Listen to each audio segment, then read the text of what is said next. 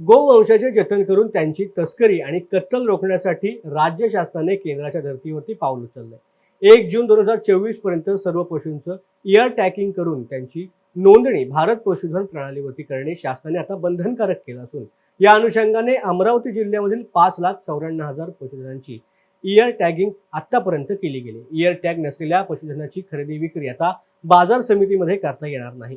तसेच नैसर्गिक आपत्ती, विजेचा धक्का तसेच वन्य पशूंच्या हल्ल्यामुळे पशुधनाचा मृत्यू झाल्यास शासनाकडून नुकसान भरपाई सुद्धा मिळणार नाही, अशी माहिती जिल्हा पशुसंवर्धन आयुक्त डॉक्टर संजय कावरे यांनी दिली आहे।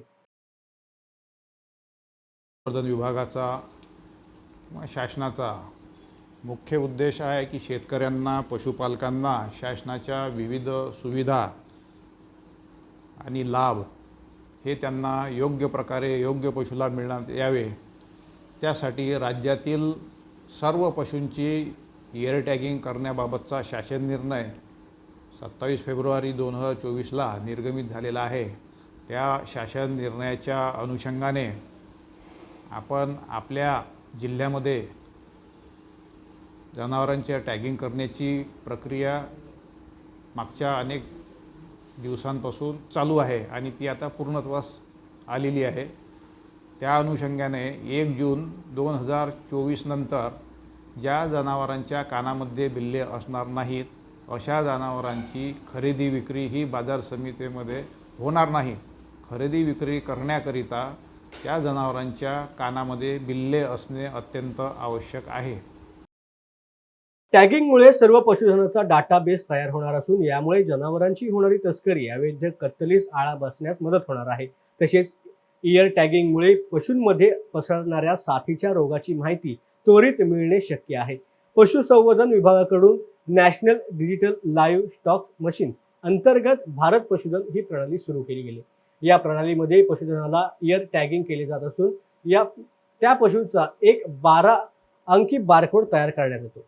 त्यानुसार त्या पशुचा जन्म आणि मृत्यूपासून ते प्रतिबंधात्मक लसीकरण, औषधोपचार, वंध्यत्व उपचार आणि मालकी हक्कापर्यंतची सर्व माहिती उपलब्ध होते।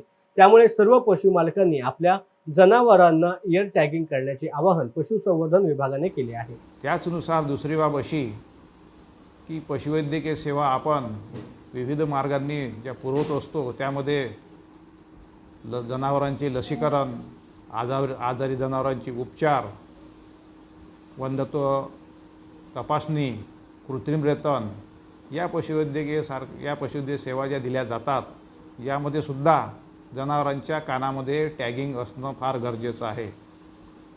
टॅगिंगशिवाय जनावरांवर कोणत्याही प्रकारे उपचार करण्यात येणार नाहीत। तद्वतच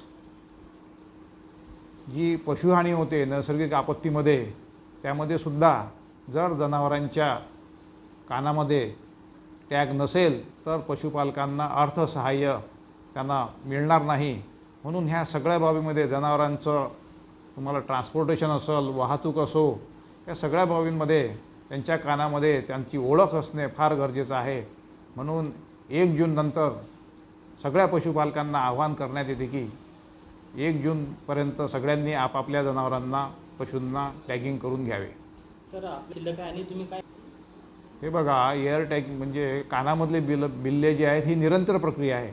याच्यामध्ये निरंतर जनावरांची खरेदी विक्री, जिल्ह्याच्या बाहेर जाणे, जिल्ह्यामधून आत येणे ही सततची प्रक्रिया आहे।